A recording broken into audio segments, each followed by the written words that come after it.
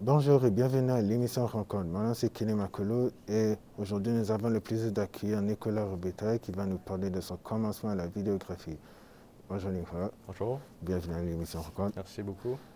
Comment l'intérêt de la photo et la vidéographie s'est développé?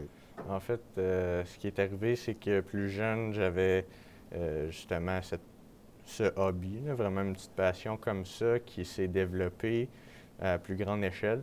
Puis j'ai pu m'acheter un appareil photo professionnel. Puis à ce moment-là, suite à plusieurs reprises que j'ai pris des photos avec des amis, ils m'ont conseillé justement d'aller voir Secondaire en spectacle, qui était un spectacle organisé par des jeunes. Puis par la suite, je suis rentré dans l'organisation, puis j'ai fait les photos pour eux du spectacle, puis de l'avant-spectacle. Donc vous êtes rentré dans l'organisation Secondaire en spectacle, c'est ça? Oui. Vous avez fait les photos. Qu'est-ce que ça vous avez apporté cette expérience? En fait, plein de choses. J'ai été accompagné par un photographe professionnel qui est Yves Légaré, qui travaille en fait pour Énergie et Rouge. Puis c'est vraiment à ce moment-là où j'ai appris le plus niveau technique avec l'appareil photo. C'est à partir de ce moment-là que j'ai utilisé le manuel. Ensuite, vous avez gagné la finale locale et régionale. Comment ça s'est passé?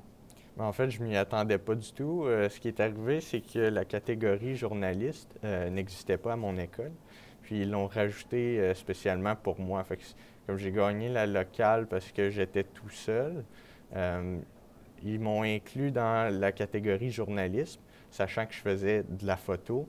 Puis arrivé à la finale régionale, j'ai eu une petite surprise. J'ai rencontré un journaliste professionnel de chez Radio-Canada qui m'a appris qu'il fallait écrire un article pour participer au concours. C'est à ce moment-là, j'ai pris le défi, puis je l'ai fait, sachant que j'avais vraiment aucun niveau dans la rédaction. Puis finalement, j'ai réussi à gagner avec mon texte. Dans l'organisation, quel était votre devoir en tout ça? Au départ, c'était vraiment la photo uniquement, mais naturellement, je me suis impliqué un petit peu plus, puis j'ai pu... c'est moi qui gérais les questions médias, donc les réseaux sociaux, tout ça. Puis j'ai fait toutes les pistes audio pour les danseurs, chanteurs, puis ces trucs-là. Après le secondaire en spectacle, la finale locale et régionale, qu'est-ce que vous avez fait avec ce bagage d'expérience? En fait, ça m'a apporté plusieurs choses. J'ai pu aller jusqu'au rendez-vous pan-québécois, qui est le rassemblement de tous les secondaires en spectacle ensemble. Puis à ce moment-là, on a eu plusieurs ateliers pour me permettre de développer dans le domaine que je voulais vraiment. Puis c'est un peu une des raisons pourquoi je suis ici à la Cité présentement. Ça m'a beaucoup aidé de pouvoir avoir tous ces champs d'expertise-là avec des professionnels. Alors, vous avez aimé cette expérience-là, c'est ça? Oui, j'ai pu justement me diriger un petit peu plus dans ce que je voulais faire dans ma vie et professionnellement. Puis c'est à ce moment-là que j'ai décidé Alors, bon, c'est malheureusement tout pour aujourd'hui. Merci Nicolas d'être avec nous. La prochaine rencontre, nous avons l'accueillir de Rosalie Beauchamp qui va nous parler de son commencement à la vidéographie, qui va parler de son temps partiel de son travail. Et ouais, à la prochaine rencontre. Et ouais, c'est ça, c'est tout. Bye.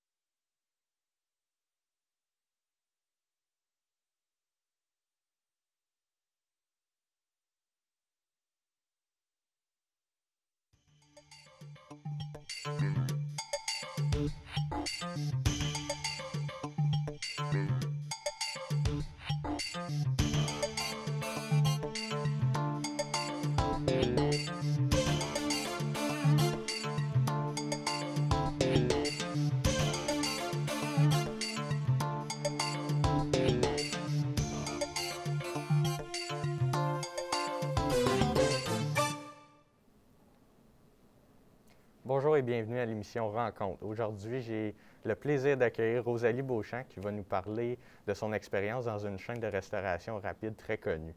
Elle nous partagera avec nous ses avantages, opportunités et les mesures mises en place dues au COVID chez McDonald's. Bonjour Rosalie. Bonjour. Ça va bien? Oui, toi? Oui. J'aimerais te poser une question en fait. Pourquoi avoir choisi le McDonald's comme premier emploi? En fait, mon premier emploi, je voulais pas que ça soit chez McDonald's. Et j'ai été porter mon CV à plein d'autres entreprises et ils m'ont jamais rappelé dû au manque d'expérience que j'avais.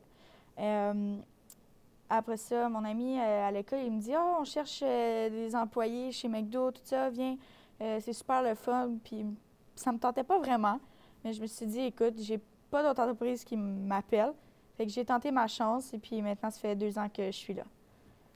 Puis, suite à cette chance que vous avez eue là, j'imagine que vous avez eu le droit à certaines opportunités. Oui, après 1 an d'avoir montré mon leadership avec l'équipe, tout ça, j'ai eu la promotion de chef de corps, excuse-moi.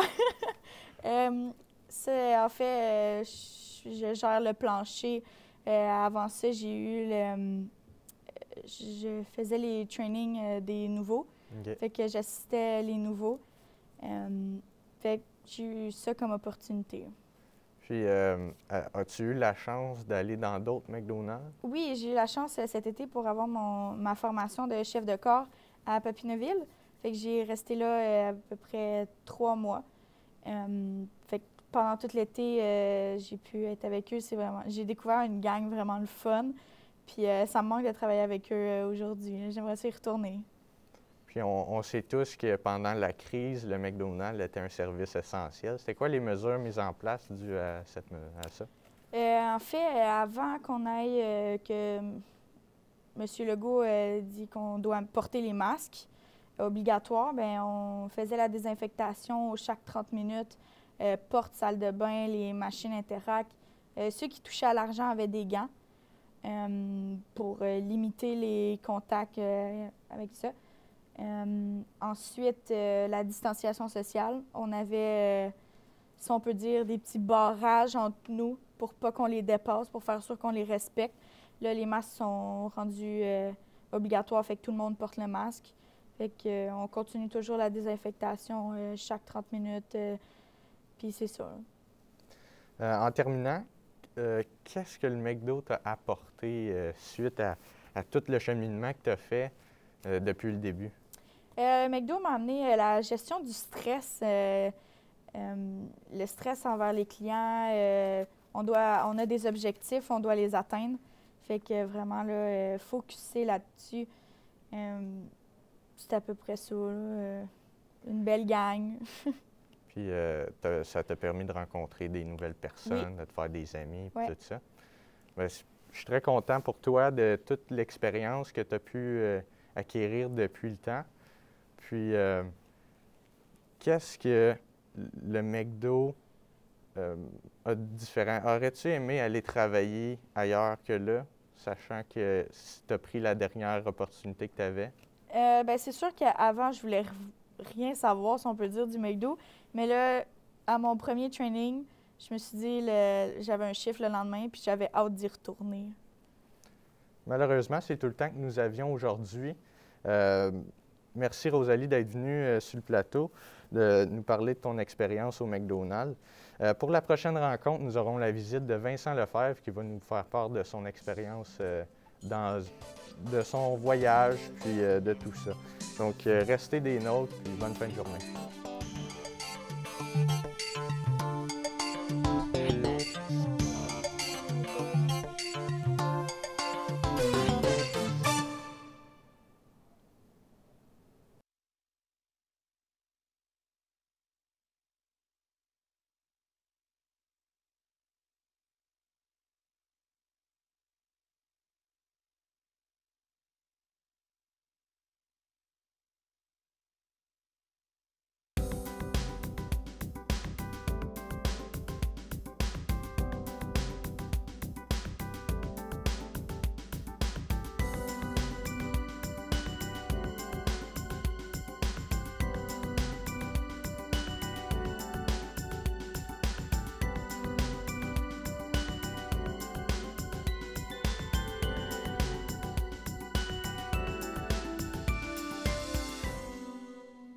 Bonjour et bienvenue à l'émission Rencontre Tequila.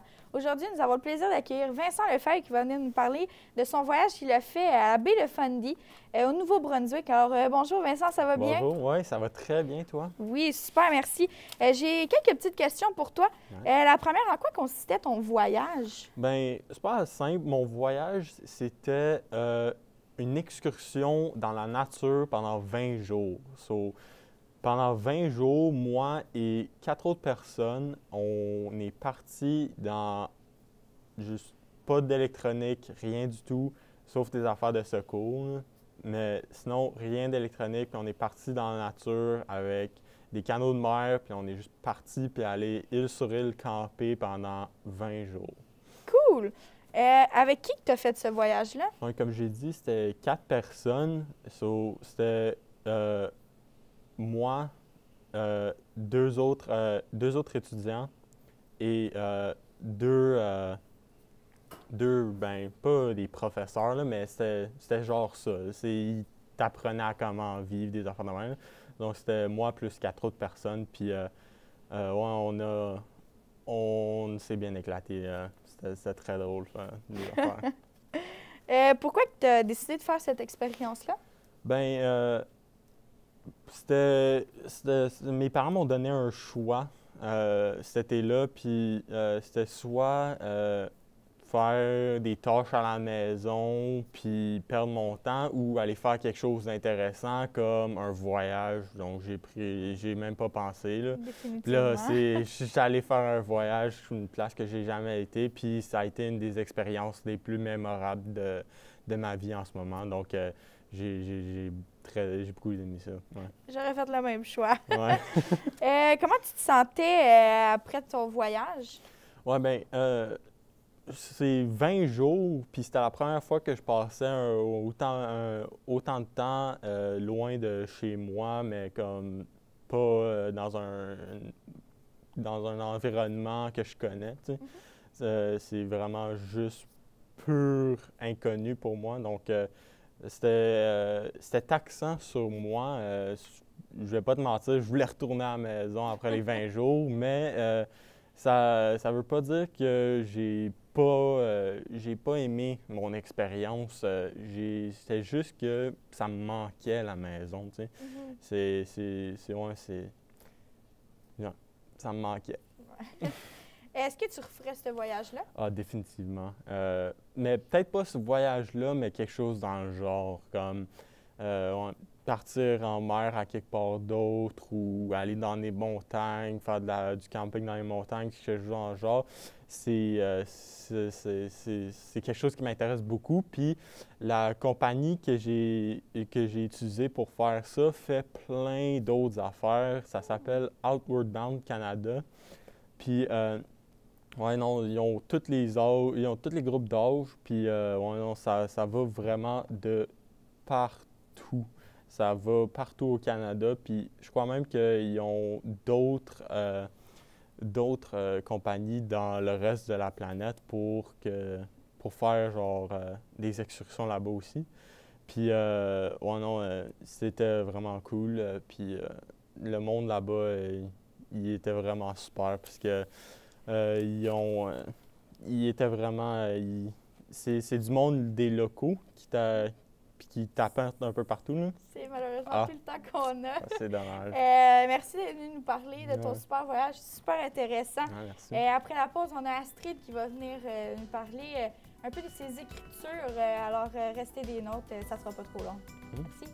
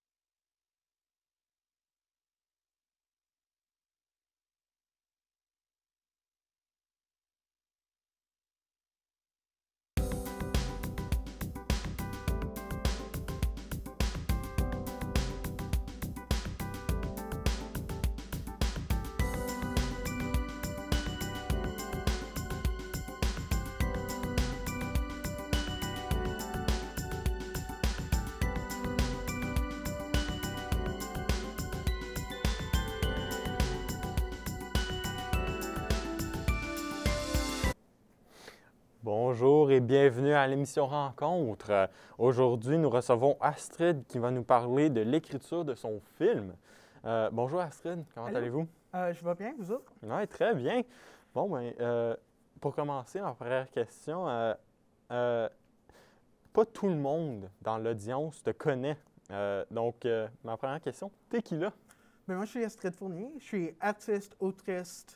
Je fais toutes sortes de différentes choses. Je suis maintenant étudiante à la Cité. Puis, je fais toutes sortes de projets du bord et tout. OK, bon, bien, si je comprends bien, vous étiez en train d'écrire votre premier film. Est-ce que tu peux nous dévoiler Qu'est-ce que tu peux nous dévoiler de ce projet? Donc, le film s'appelle Quelqu'un pour nous voir. Okay. C'est un film un peu historico-dramatique qui suit un peu de la façon anti-chronologique la vie d'une madame qui s'appelle Madeleine qui a vécu toute sa vie à Sudbury. Okay. Donc, non seulement est-ce qu'on peut voir un peu son parcours de vie, mais on voit aussi l'évolution de la ville en même temps. OK, ouais. Wow. Est-ce que c'est un peu étrange d'avoir une histoire qui se raconte à l'envers? Pourquoi est-ce que tu as décidé d'écrire de cette façon? So, pour moi, c'était vraiment un peu d'essayer quelque chose de différent. Ouais. Puis aussi, l'écrire à l'envers, ça me permet beaucoup de jouer un peu avec les connaissances de l'auditoire. Okay, ouais. Donc, il y a des parties où tu ne vas peut-être pas comprendre une scène jusqu'à temps que tu vois quelque chose qui a se passé plus tôt dans sa vie. Ouais. Ça permet aussi un peu de jouer avec le contrôle de l'information. Puis aussi de voir le résultat un peu avant. OK, ouais. Vous avez mentionné que l'idée était au début d'écrire une pièce de théâtre, quelque chose dont vous avez fait dans le passé. Pour vous, qu'est-ce que la différence entre écrire une pièce de théâtre et un film? Je pense que c'est vraiment deux médiums un peu super différents. Un, il y a le temps. Le monde, ils vont peut-être écouter une pièce pendant comme 1 heure et demie. Mais des films, des fois, tu peux étirer jusqu'à 2 heures. Après ça, c'est un peu trop, mais... puis en plus, il y a une bunch de... Comme avec le théâtre, tu essaies toujours d'être un peu plus abstrait, de jouer un peu dans un espace théâtral un peu flou. Dans le film, tu peux être beaucoup plus exact, puis beaucoup plus montrer l'évolution du monde, non seulement interne des personnages, mais aussi externe, puis qu'est-ce qui les entoure. Donc, si je comprends bien, beaucoup de l'histoire se passe à Sudbury. Pourquoi est-ce que c'est important pour vous et comment est-ce que la ville a affecté l'écriture de cette œuvre? Donc, j'ai commencé à l'écrire pendant que je vivais à Sudbury. Pour moi, j'ai vécu à Sudbury pendant 6 ans. C'est là où mon père vient. Et c'est vraiment une ville où moi, j'ai beaucoup devenu qui je suis aujourd'hui. C'est là que j'ai commencé vraiment à faire du théâtre de façon beaucoup plus professionnelle. C'est là où j'ai vraiment devenu artiste. Donc, d'un parti, le film, c'est un peu comme une lettre d'amour à la ville de Sudbury. Wow. Donc, ouais, c'est génial que ça soit aussi important pour toi, une ville. Je peux pas dire la même chose pour moi, mais c'est quelque chose que pour moi, une ville, j'ai pas quelque chose à cœur comme ça. Mais non, c'est très intéressant. Ben, tout le monde, il y a une place spéciale pour eux où ils sont. Excuse, mais désolé de t'interrompre, mais on n'a plus de temps. Merci beaucoup, Astrid, de nous avoir parlé de ton film puis de tes expériences à l'écrire. Après la pause, Bianca va nous parler de son parcours artistique. Merci encore de nous avoir ici. Et merci et bonne journée. Oh, wow. Okay.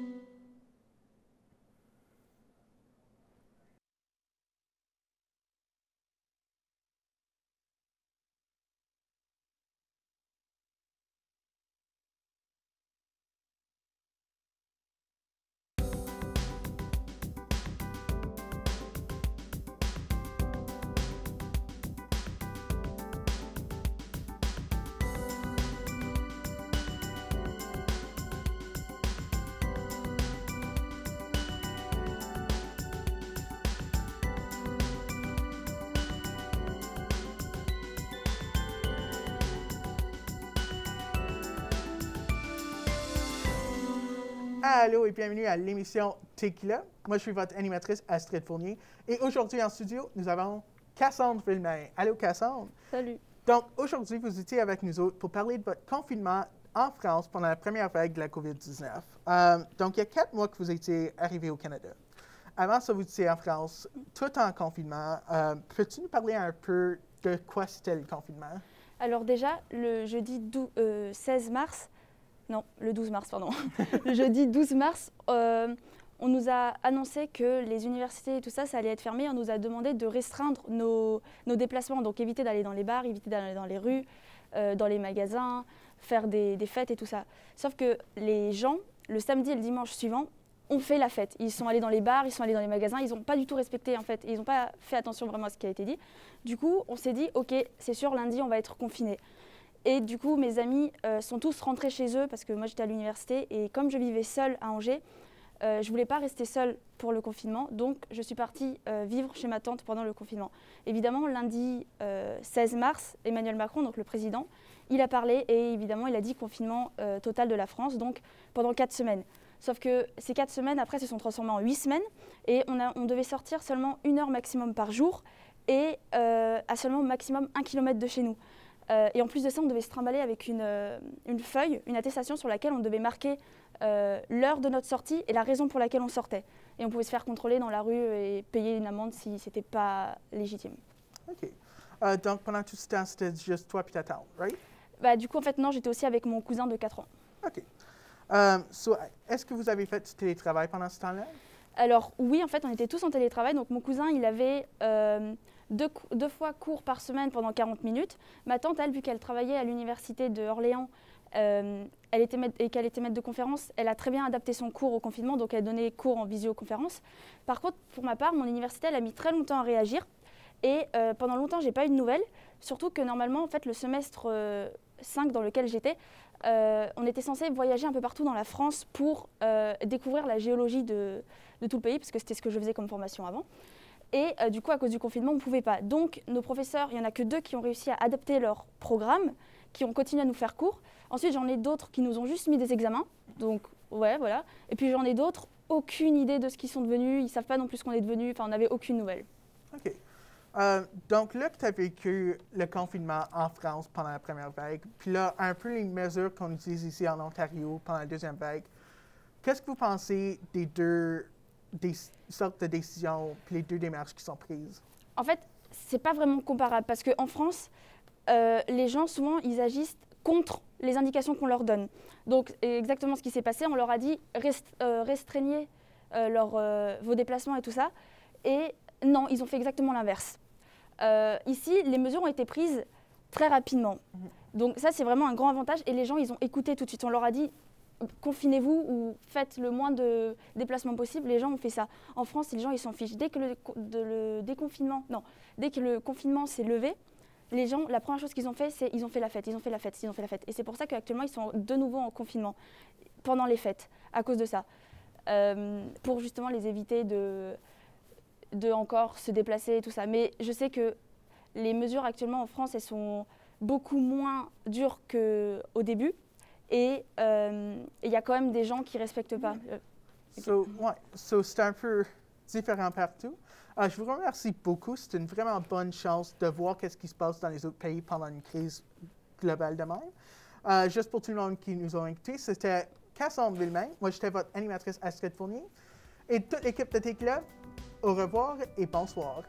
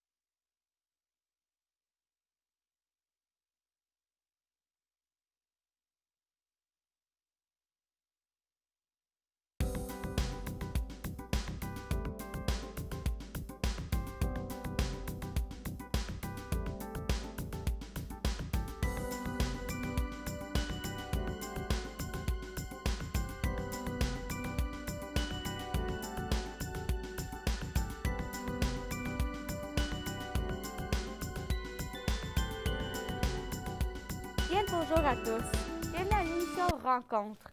Nous avons l'honneur de recevoir parmi nous aujourd'hui Cédric Nantel, qui va nous renseigner sur un de ses projets scolaires qui a filé lors de ses études secondaires, le Cinécole. Tout d'abord, c'est quoi le Cinécole, Cédric? Dans le fond, Cinécole, c'est un projet cinématographique qui consiste à créer un court-métrage de 10 à 12 minutes d'un sujet que nous, les étudiants, on invente avec l'aide de notre enseignant. Le fondateur de ce projet-là, Marc Bélanger, il nous donne les détails c'est quand la date d'échéance pour qu'ils viennent filmer dans notre école. Avec qui a fait ce projet? Il y a 2 ans passés, quand j'étais dans ma classe de théâtre en 11e année, on a reçu un courriel pour faire partie de Cinécole, dans le fond. Mais on ne savait pas à quoi s'attendre, c'était notre première fois, mais c'est pas ça qui nous a arrêtés parce qu'on a réussi à créer une super bonne histoire de 12 minutes. Le sujet, c'était le texting au volant. Combien de temps avez-vous eu pour préparer votre film et ce court-métrage? Dans le fond, on a eu 2 jours. La première journée, Marc est venu dans notre école pour nous montrer comment nous placer durant les scènes. Il nous a aidés avec l'intonation de nos répliques. Il a donné son point de vue sur certaines répliques qu'on a échangées, bien évidemment. La deuxième journée, on a filmé. Toute la journée, on a filmé, mais ça roulait en fou. Durant la diffusion du projet, j'ai vraiment resté surpris parce que c'était vraiment bon et professionnel. Marc a fait une vraiment bonne job au montage, puis à la caméra, il était efficace. Combien d'écoles participent à ce projet? Quand j'ai participé, on était 5 écoles, mais chaque année, ça dépend si les écoles décident de se retirer ou de se rajouter. Fait que quand j'ai participé au projet, on était 5 écoles. Il y avait mon ancienne école, l'ESRH Hawkesbury.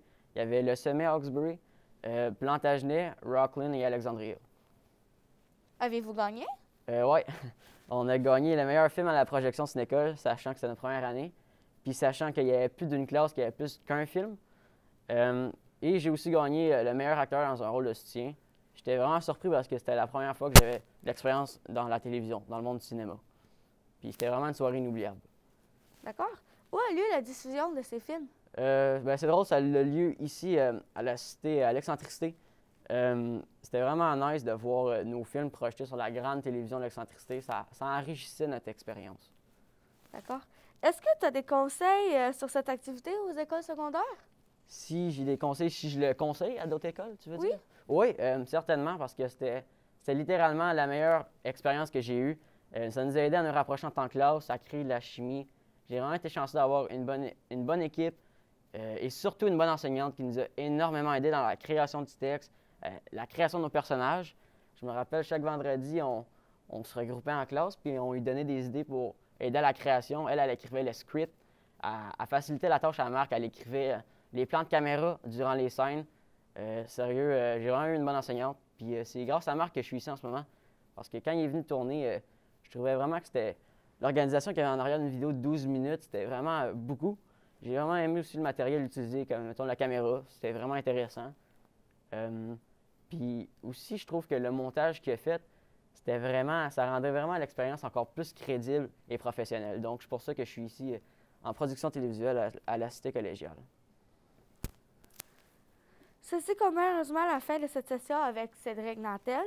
Merci d'avoir venu prendre le temps de nous informer davantage sur ce projet. Pour la suite de l'émission, nous allons avoir le plaisir d'accueillir Élodie Etier, qui va nous instruire sur son magnifique voyage en Grèce.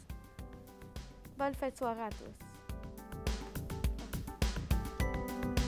Avez-vous des conseils pour ceux qui veulent se rendre au cinéma? Je n'ai pas des conseils, mais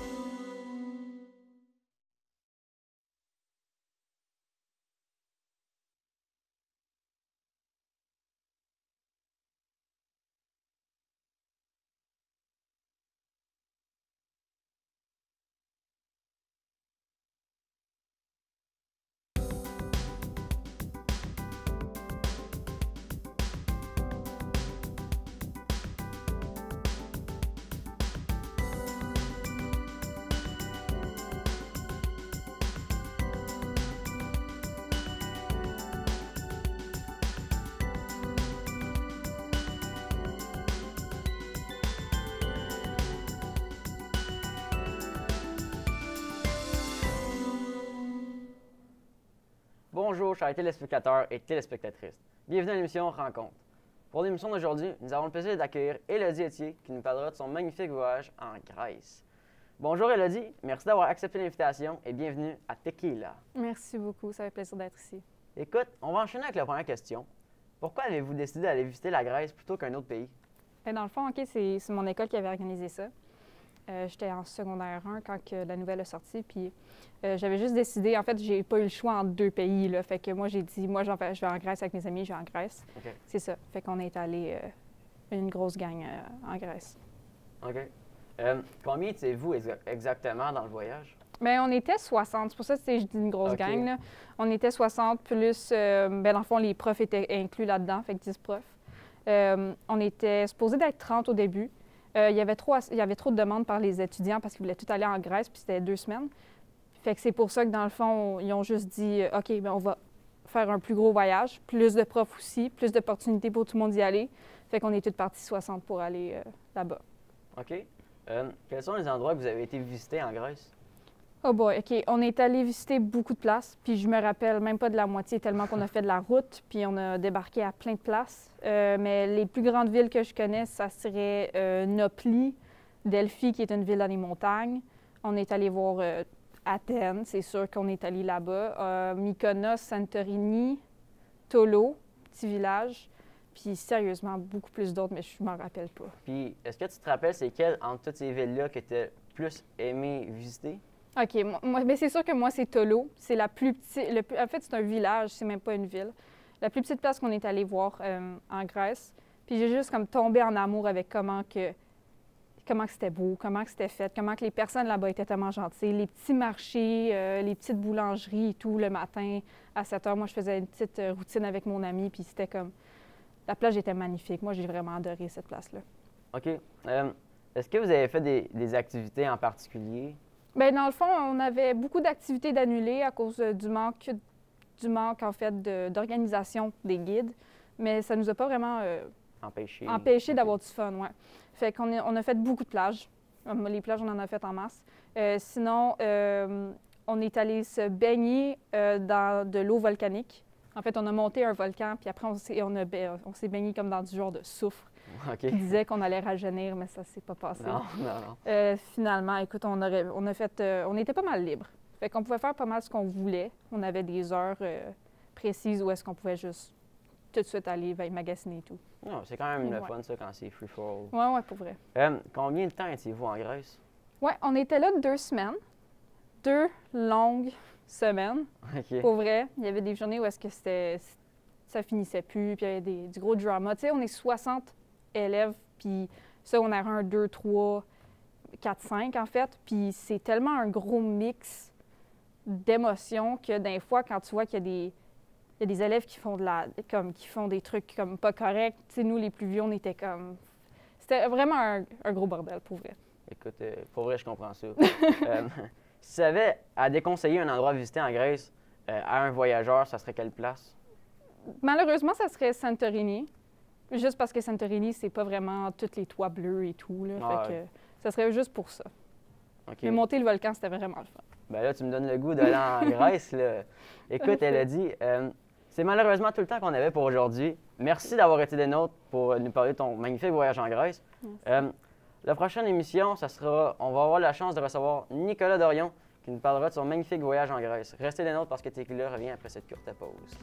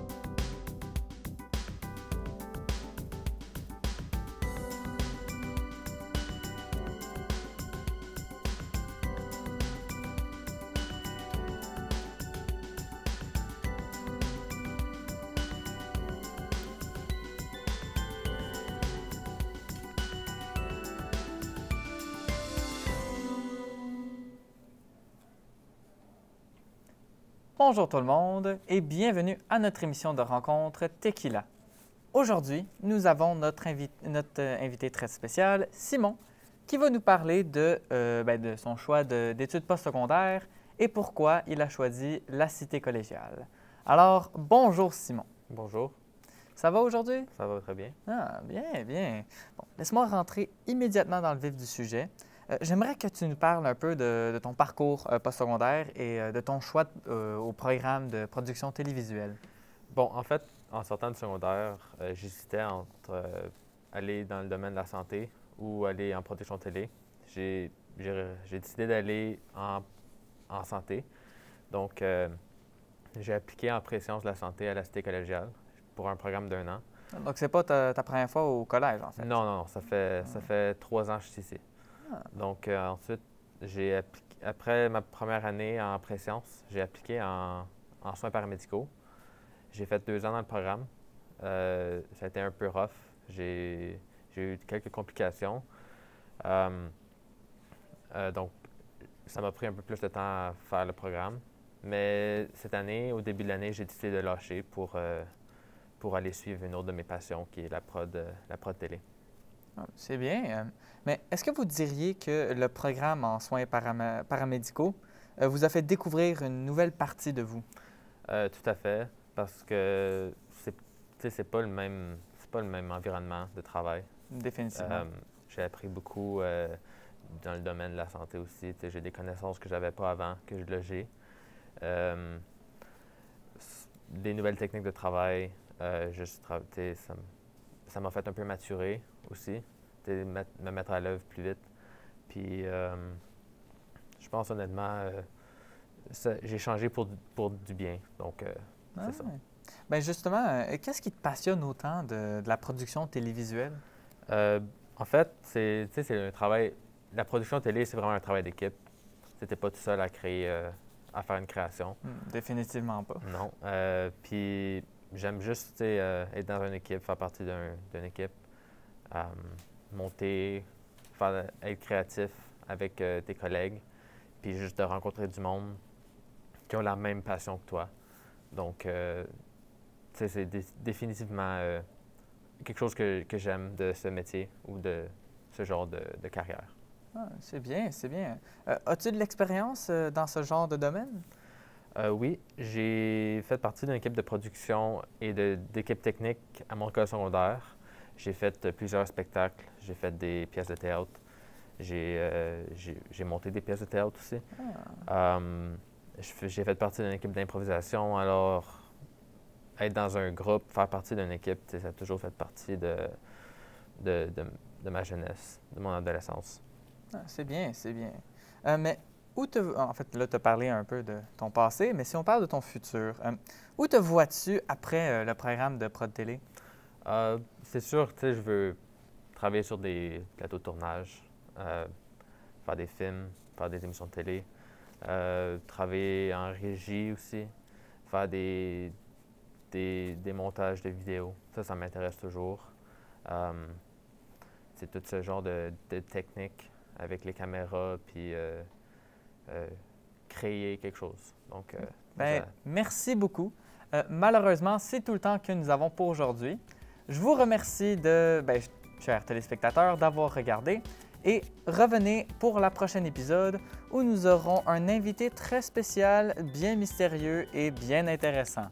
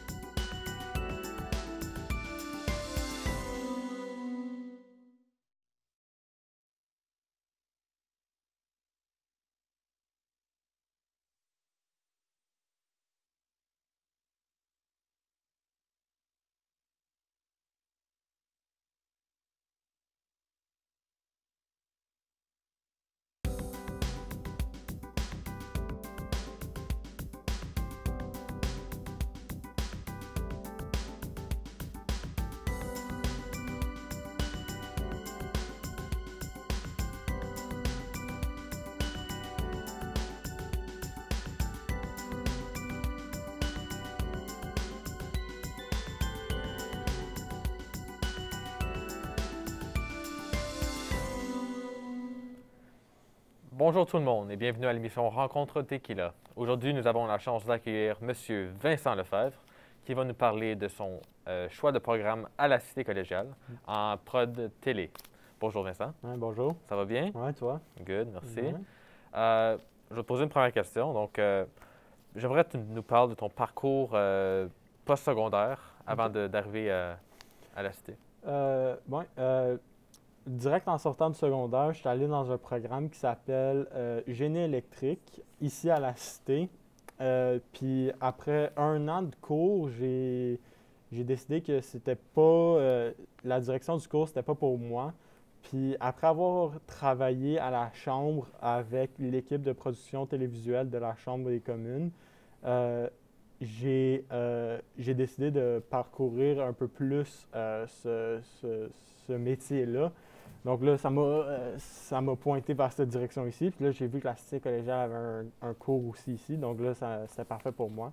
Donc là, j'ai décidé d'appliquer. Puis c'est pour ça que je suis ici. Good. Qu'est-ce qui te passionne autant de la Pro Télé? Je crois que c'est beaucoup l'équipe. Je crois que c'est ça qui me pousse à aller vers ce domaine-là parce que travailler en équipe comme ça, c'est vraiment ce qui m'intéresse. Mais plus que ça, c'est juste que on n'est pas assis derrière un bureau. C'est ça surtout qui me pousse à faire des travails comme ça parce que j'haïs ça. Travailler derrière un bureau, c'est plate. Donc là, c'est ça que je suis allé faire en électricité, puis c'est ça que je veux faire ici aussi. Je veux bouger, je veux parler avec du monde, je veux être impliqué. Donc, ouais. Cool. As-tu d'expérience dans le domaine de la télé? Non, j'en ai pas. C'est pour ça que je suis venu ici, c'est pour en avoir, puis pour beaucoup, surtout apprendre comment développer mes habiletés. Merci, oui, exactement. Mes habiletés dans ce domaine-là, puis c'est vraiment pour ça que je suis venu ici, pour développer ces habiletés-là. Good. As-tu des projets ou des... Ben, plus tard que tu te vois faire? Peut-être. En ce moment, je me concentre vraiment juste beaucoup sur l'école, puis j'ai du travail partiel aussi à la Chambre des communes. Donc, j'ai continué à travailler pendant les cours, puis c'est une bonne opportunité aussi pour moi parce que ça me donne du surplace, de l'expérience sur place avec eux autres. Donc, non, pas pour le moment. J'ai pas de projet pour le moment. OK. Puis plus tard, tu aimerais travailler? Ben c'est ça, je sais pas. J'ai pas de chemin direct, on peut dire ça comme ça. C'est plus genre, je vais compléter ça, je vais voir ce qui m'intéresse le plus dans le domaine, dans ce cours-là. Puis là, c'est là que je vais aller chercher exactement ce que je veux faire dans mon métier, par exemple aiguilleur ou quelque chose dans le genre. Ouais. Donc, ça t'intéresse pas mal? Oui, c'est ça. C'est pour ça que je suis ici. Good. Ouais. Ben, merci d'être venu. Mais c'est malheureusement tout le temps qu'on a. Merci d'être passé des nôtres. À la prochaine rencontre, nous allons avoir un invité très spécial.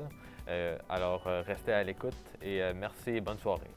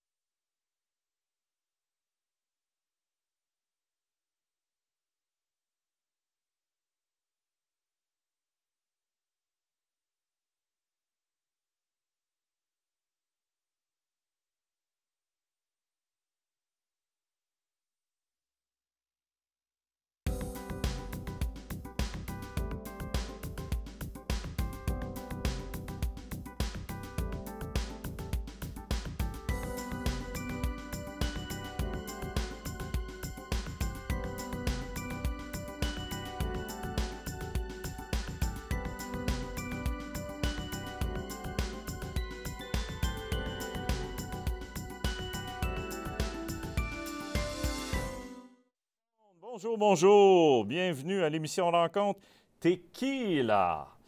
Aujourd'hui, j'ai le plaisir d'accueillir M. Tony Lacaille. Salut. Salut, Tony. Je suis content que tu es là. Tony nous vient de Maniwaki. Oui, dans le fin fond de ce côté-là. On prend l'autoroute 5, puis là, on se perd dans le bois. Il est là-dedans, là. Maniwaki. Alors, il est venu nous parler aujourd'hui de pourquoi il s'est inscrit au programme de production télévisuelle et ce qu'il souhaite être quand il va être grand. Alors, je vous le présente sans plus tarder, Monsieur Tony. Salut, salut. Salut, comment ça va? Ça va bien, toi? Excellent, ça va très bien. Alors, première question pour toi. Raconte-nous, pourquoi tu as choisi le programme de production télévisuelle? Pourquoi? En fait, ça fait depuis que je suis tout jeune. J'ai tout le temps aimé regarder des documentaires et des reportages sur le monde qui m'entoure, sur le monde dans le fond. Puis, plus tard, j'ai eu ma première GoPro, puis ça m'a donné le goût de faire de la vidéo. Je filmais mes balades en vélo dans la forêt, mes rides en motoneige. Je filmais tout ça avec ma GoPro, puis après ça, je gardais pour moi, je regardais. Puis, c'est ça, j'aimais bien ça, filmer puis prendre des photos, mais j'ai jamais pensé en faire mon métier. Là, toutes les années ont passé, puis je savais pas encore quoi faire. En secondaire 4, je savais pas encore quoi faire. Puis, avec mon école, on a été faire un voyage humanitaire au Guatemala pendant 3 semaines. Oh boy, OK, Ouais. Guatemala. Ouais. Ça, c'est secondaire 4, ça? Ouais, en secondaire 4, c'était un voyage humanitaire qui durait 3 semaines. On allait aider des fermiers dans des champs de bananes. Puis, c'est ça, la semaine, on travaillait dans les champs. Puis, la fin de semaine, on voyageait un peu partout dans le pays. Vu que le pays n'est pas gros, on pouvait aller partout en véhicule. Fait qu'on voyageait partout dans le pays. On visitait des beaux endroits. Là. On a grimpé un volcan jusqu'au sommet. Personne ne s'est jeté dedans? Non. OK, tant mieux. Tu sais, avec les bananes, on mange trop de bananes. Ouais. OK, non? OK. Non. Mais au moins, on sait toi, non? Parce que tu es ici. Oui, c'est ça. Hein? Puis c'est-tu le souffle du volcan qui, à un moment donné, t'a fait halluciner de continuer un peu dans la profession et de voir si tu pouvais tailler ta place en vidéo cinématographie? Est-ce que c'est peut-être ça? Non, pas vraiment. En fait, quand je suis revenu, je me suis dit que plus tard, ce que je voulais faire, c'était voyager. Peu importe le travail que je voulais faire, c'était de voyager, mais je ne savais pas encore qu'est-ce que je pourrais faire pour pouvoir voyager en travaillant. Une pierre, deux coups. Là, en études, tu vas de Maniwaki jusqu'à Ottawa, tu voyages. Oui. Hein? Oui, on peut dire ça. Là. Excellent. Pas exactement la plus belle destination, mais le campus. Qu'est-ce que tu penses du campus de la Cité, toi? Écoute, c'est sûr que moi, je pars quand même d'une école secondaire qui a à peine 500 élèves au primaire et au secondaire. D'accord, ouais. J'étais un peu stressé de ça, là, arriver dans une école avec des milliers d'élèves. Autour de 5 000, hein? Il y a autour de 5 000 au collège, mais ça, ils ne sont pas tous là en même temps. Non, c'est ça, j'ai compris en arrivant. Là, quand je suis arrivé, j'avais peur de me perdre dans l'école parce que, à Gracefield, on s'entend que c'est pas bien grand. Tu as le temps de faire le tour en 1 minute. Tu as fait le tour de l'école. Tout à fait. Mais tu vois, c'est pas si mystérieux. Non, que c'est ça, c'est bien indiqué. Tu as plusieurs endroits où tu peux rentrer pour directement aller dans tes cours. Tu n'es pas obligé de parcourir partout dans l'école. Mais écoute, on va venir à la fin. J'aimerais te dire et te souhaiter la bienvenue à la Cité. Tu as fait un excellent choix. D'être parmi nous ici et dans le meilleur programme, évidemment, à la Cité. Oui. Mais ça, tu vas voir au fur et à mesure que tu t'aventures dans tout ça. D'ici là, je te souhaite bonne chance et bon succès, puis au plaisir de jaser peut-être dans 2 ans avec ton diplôme entre les mains. Merci Ça beaucoup. marche, mon ami. À vous, à la maison. C'est tout. On a presque terminé. Je pense que j'ai plus de temps. C'est ce qu'on me dit, c'est ce que j'entends, c'est ce que je vois. Alors, à la prochaine belle rencontre. On se dit hasta luego, bébé.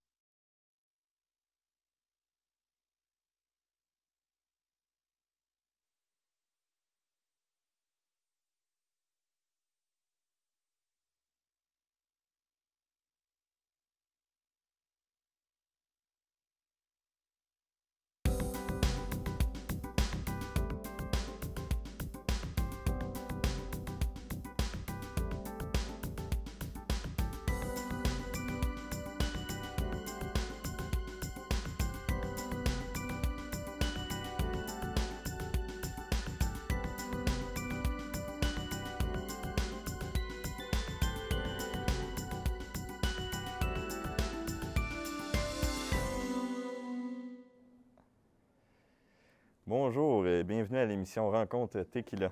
Aujourd'hui, nous avons le plaisir d'accueillir Benjamin Richard qui va nous parler de la raison pour laquelle il a choisi le cours de production télévisuelle. Bonjour Benjamin. Bonjour. Ça va bien? Toujours, toi? Oui, bien ça va bien. Super. Bon, donc Benjamin, Oui. parle-nous un peu de toi. OK. Est-ce que tu as grandi à Ottawa? Oui, la grande partie, oui. Avant, je suis né à Gatineau. Puis à 5 ans, on est déménagé à Ottawa. En fait, dans la région d'Ottawa, dans la région d'Orléans, à l'est, excuse. Puis c'était le fun parce que Orléans, c'est quand même une partie assez francophone quand tu penses à Ottawa en général. Oui, bien c'est sûr. Puis puisque moi, je venais de Gatineau, puis on parlait pas bien anglais, c'était le fun d'avoir une belle transition, d'apprendre l'anglais avec le temps dans la ville bilingue. Ah ben c'est sûr. Pourquoi as-tu décidé d'étudier en production télévisuelle? Bien, c'est à cause de la production télévisuelle, elle englobe genre 3 parties que j'aime bien, soit la vidéo, l'audio, puis le contenu. Parce que moi, la vidéo, c'est toute l'image, puis tout ça, puis je fais de la photographie depuis 4 ans maintenant. OK. L'audio, ça, je fais de la musique, de la composition, de l'écriture, tout ça. J'aime bien la musique. Ça fait genre 6 ans que j'en fais. Puis le contenu, j'ai fait du théâtre pendant 3-4 ans. Fait que genre, le fait que ça englobe toutes ces 3 affaires-là, je trouve ça vraiment le fun. Ah ben c'est sûr. Pourquoi? Oh. Tu te vois où plus tard? Ben je me vois bien faire de la composition de musique pour l'écran, genre pour des films. J'aimerais bien faire ça pour des émissions, peut-être du théâtre, j'ai déjà fait ça. Sinon, comédien, acteur, devant de la TV ou au théâtre, j'ai toujours aimé ça. J'ai participé à plusieurs petites productions au secondaire de films. OK. Puis tu dis que tu as participé à des productions vidéo. As-tu un certain style que tu préfères jouer? Ben, je dirais surtout ce qui est action, quand il y a beaucoup d'énergie dedans la vidéo, parce que j'étais un gars qui a quand même assez d'énergie, je veux tout le temps bouger. J'aime ça, genre me pitcher par terre quand on me le demande. Fait que c'est tout ce qui est action, j'aime bien ça. Aussi, tout ce qui est la guerre, parce que puis les armes, parce que j'aime bien la physique derrière tous ces trucs-là. OK. Tu es un élève en production de télé. Tu regardes beaucoup de contenu vidéo. Est-ce que tu en aurais à proposer aux gens? Ben, j'ai toujours aimé les documentaires de la guerre. Ça fait référence à ce que j'ai dit plus tôt. À cause depuis que genre, j'ai 6 ans, je regarde des documentaires sur la guerre. J'étais un peu spécial. Mais il y a eu des films récemment sur la guerre. Je trouve qu'il y a eu une montée dans les films, genre style documentaire de la guerre comme 1917. Oui, que je tiens à mentionner, très bon film. Très bon film. Il y a aussi Midway, qui est un autre super bon film, je trouve, au niveau visuel et tout, audio. Sinon, il y a Top Gear, qui est une émission britannique sur les voitures. En tout cas, moi, je l'aime bien. Ça fait 10 ans qu'ils font ça maintenant, puis à chaque année, je vois une amélioration. Là. Ah ben c'est cool. Ouais. Sinon, est-ce que tu penses aller loin dans ce métier-là? Est-ce que tu penses te rendre comme à Hollywood en tant qu'acteur? Hollywood, je sais pas. Bon, ben, désolé, ça va être tout pour aujourd'hui. Pour le prochain épisode, nous allons accueillir Cassandre Villemain qui va nous parler de son confinement en France. Merci d'avoir écouté. On se voit pour la prochaine émission. Salut!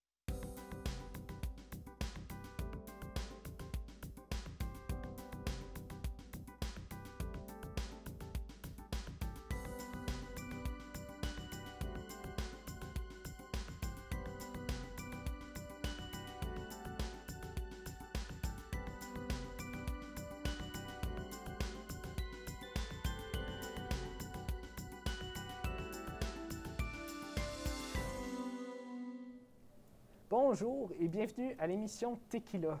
Aujourd'hui, on a la chance de rencontrer Mme Cassandre Villemain qui va nous parler de son expérience de confinement en France durant la pandémie de la COVID-19. Bonjour Cassandre. Salut. Donc, il y a 4 mois, vous êtes arrivée au Canada, n'est-ce pas? Mais avant ça, vous étiez en France. Et la situation de la COVID-19 était différente d'ici, on s'entend. En quoi consistait exactement le confinement en France?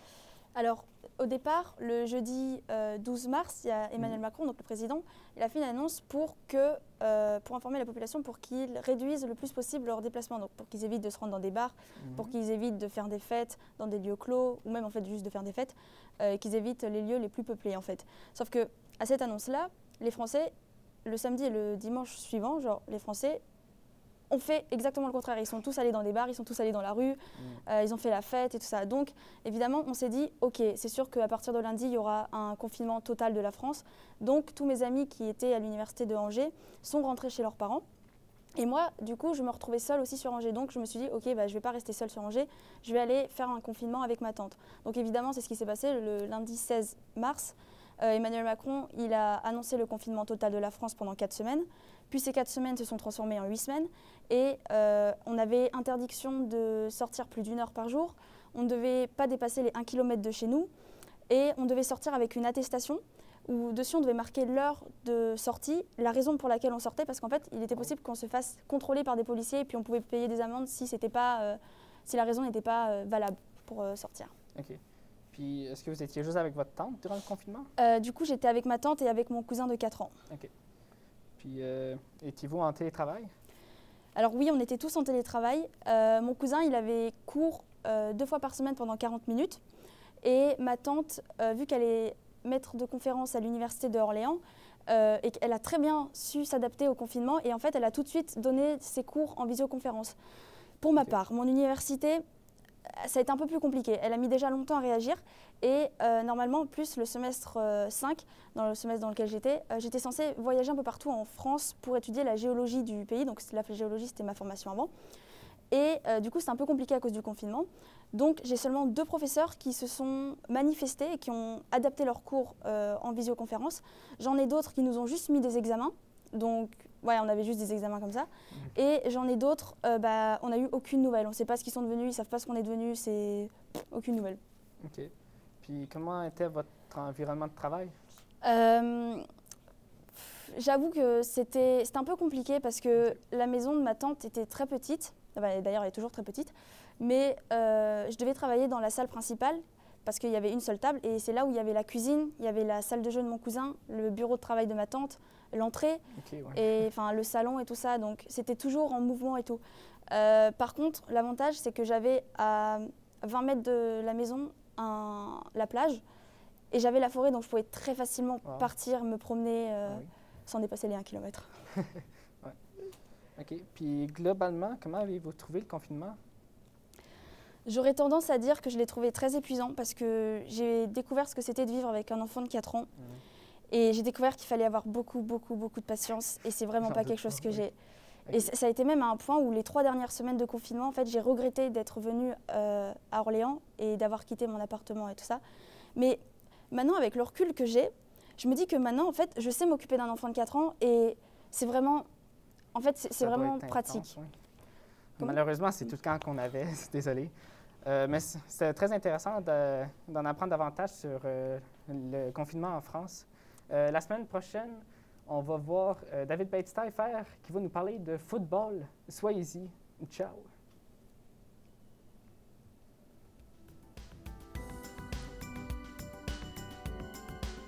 J'ai pas entendu au début quand tu m'as coupé.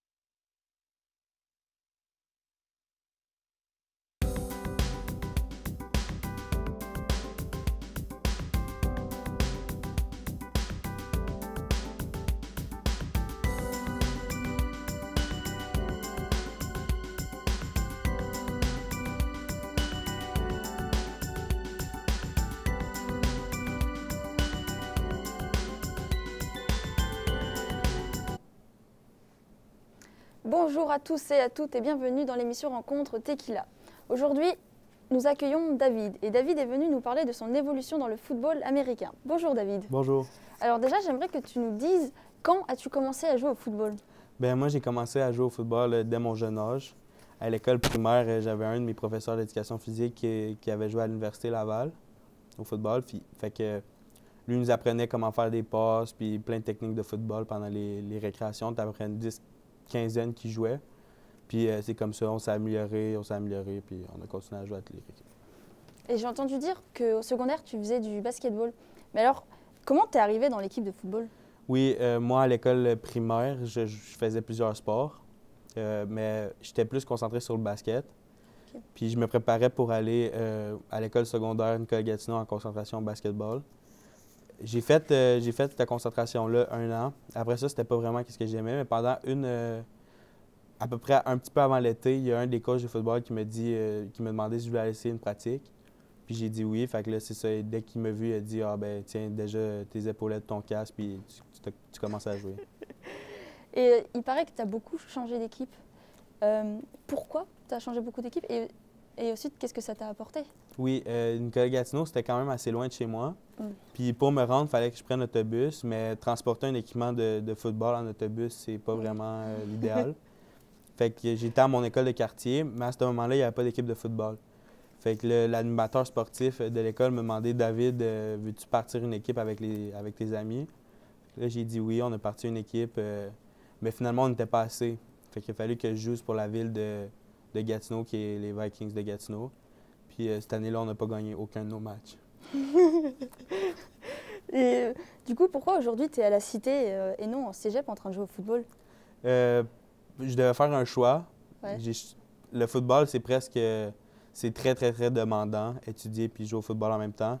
Puis j'avais déjà eu des commotions cérébrales. Puis le risque de... Tu peux avoir des séquelles de ça si tu te fais encore mal. Fait que j'ai décidé d'aller dans quelque chose que je faisais depuis que j'étais tout petit. Puis je suis dans le bon programme d'après moi. Ah, tu faisais ça depuis tout petit, filmer et tout? Oui, okay, j'avais commencé... depuis que je suis tout petit, j'ai des caméras, puis j'aime ça filmer. Et est-ce que tu as des nouvelles de tes anciens coéquipiers de football? Oui, j'ai vu un de mes amis dernièrement qui est à Sherbrooke, au cégep à Sherbrooke. Puis lui, à cause du COVID, il joue pas en ce moment, mais ils vont recommencer la saison prochaine, puis c'est ça, c'est un des meilleurs. Et je sais que tout à l'heure, tu as dit que quand tu as essayé de créer ton équipe, vous n'avez pas gagné de médailles ni rien, mais est-ce que tu en as déjà gagné des coupes ou des médailles? Oui, la 2e année avec les Vikings de Gatineau, on a arrêté de perdre tous nos matchs. On a commencé à gagner un peu. Toute la saison, on n'a gagné aucun match. Mais juste avant de se qualifier parce que c'était divisé en 3 coupes, la A, B, C, juste avant de se qualifier dans la C, on a réussi à gagner le match pour se qualifier à la finale. Puis on a gagné la coupe C. OK. Et c'était pas trop compliqué, justement, vu que tu n'as pas réussi du coup d'organiser, de créer une équipe, c'était pas compliqué quand même d'essayer? Oui, il a fallu qu'on fasse le tour des classes avec l'équipement, qu'on essaie de motiver les joueurs. On a même fait des levées de fonds. On était comme... Je suis désolée, mais c'est super intéressant, mais nous n'avons malheureusement pas plus de temps pour t'écouter. Et dans quelques instants, vous en apprendrez un peu plus sur Kenny et sur la raison de son inscription en production télé à la Cité. Bonne journée à tous.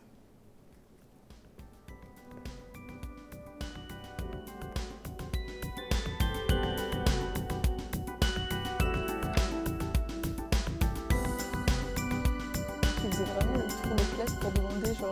Non, vraiment.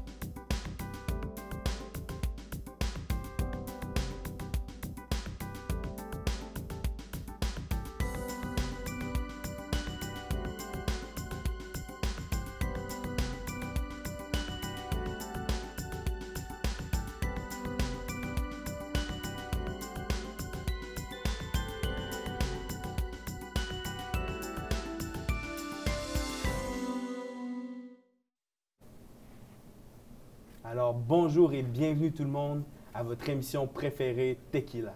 Aujourd'hui, nous sommes en compagnie de Kenny Makolo qui nous parlera de son inscription au programme d'études à la Cité en production télévisuelle. Alors, bonjour Kenny. Bonjour. Pourquoi vous avez choisi le programme de production télévisuelle à la Cité?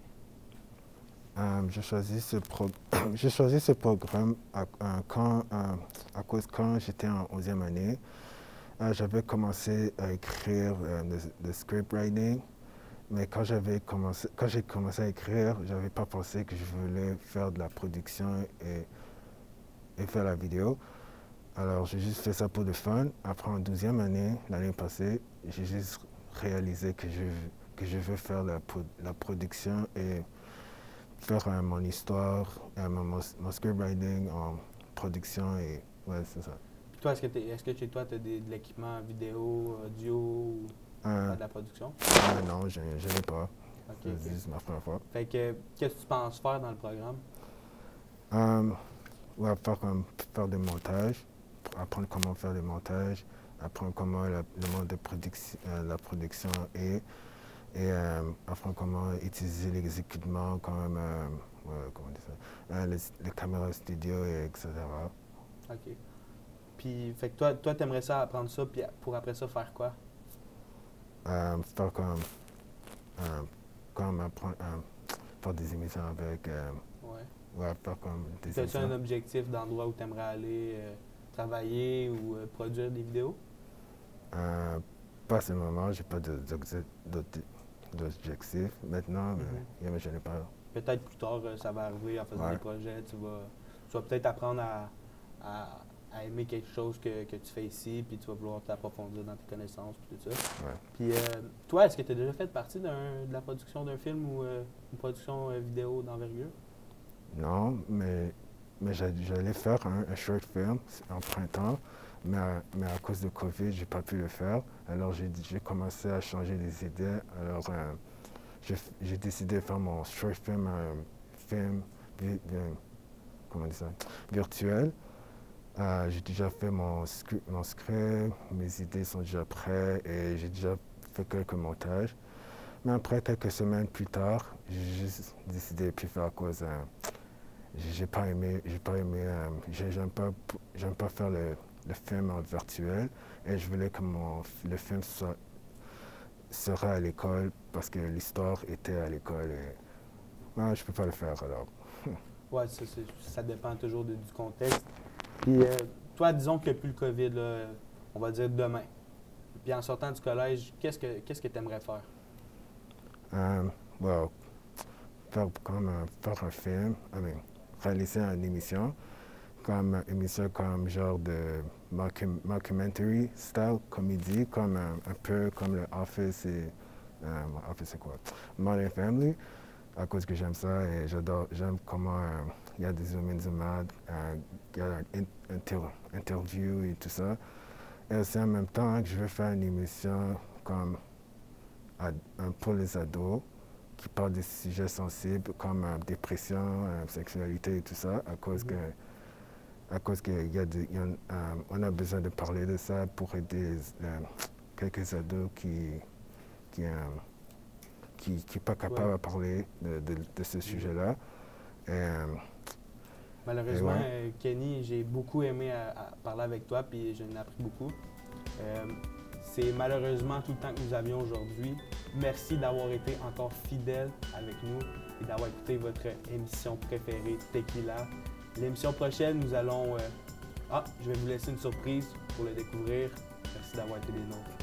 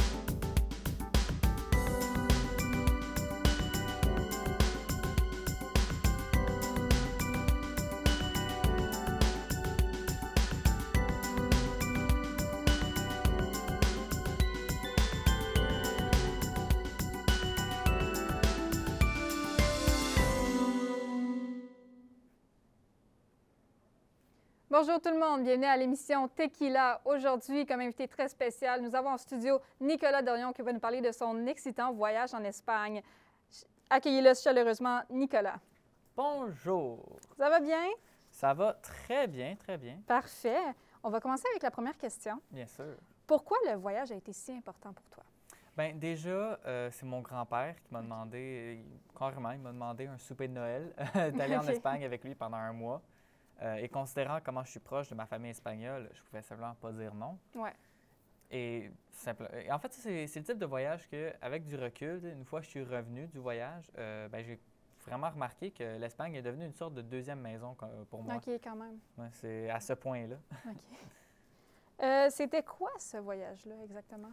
Bien, avant tout, c'était un pèlerinage. Donc, on part d'une ville au sud de la France qui s'appelle Pied-au-Port et on traverse jusqu'en Espagne et on traverse tout le nord de l'Espagne jusqu'au point le plus à l'ouest.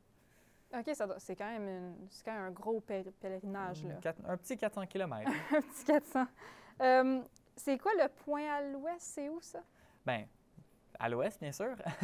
Ouais. Mais en fait, c'est un endroit qui s'appelle Cap Finisterre ou Cap Finistère. Ouais. Simplement, cet endroit-là, je l'ai toujours trouvé assez drôle. Juste à cause de l'histoire derrière. Les Européens, avant de découvrir l'Amérique, sont arrivés à ce point-là, qui est le point le plus à l'ouest de l'Europe. Et ils ont appelé ça Finistère, donc fin de la Terre, il n'y a plus rien. OK, oui, parce que dans le temps, il n'avait pas fait toute la découverte du monde. C'est quand même assez intéressant. Est-ce que tu voudrais y retourner un jour? Définitivement. Définitivement, je vais y retourner.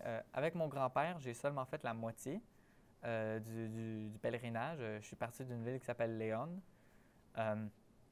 Mais vraiment, je veux y retourner et je veux le refaire de A à Z au complet. OK, au complet? Oh oui. Oui, ça doit être vraiment le fun. Définitivement.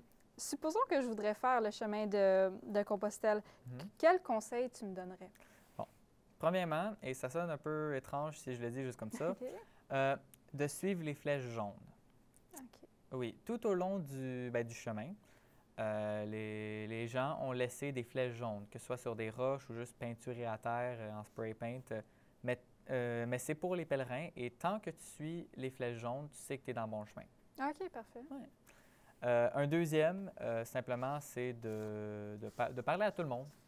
Ça aussi, c'est un peu étrange, mais tu penses, sur le chemin, tu penses rencontrer peut-être d'autres gens, quelques Espagnols, puis ça, mais non, c'est vraiment des gens de partout.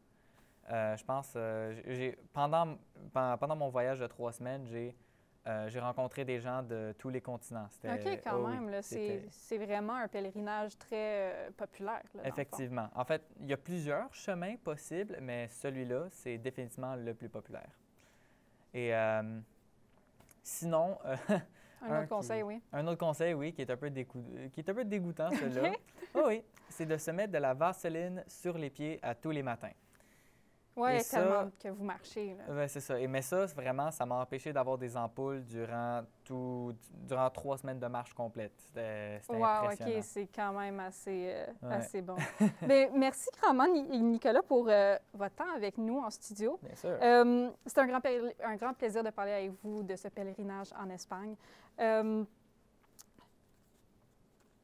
Et ce n'est pas tout, chers téléspectateurs, parce qu'après la pause, nous allons parler à notre cher Phil Morin qui va nous parler de sa passion pour la musique. Donc, merci d'avoir été des nôtres. Passez une bonne fin de soirée.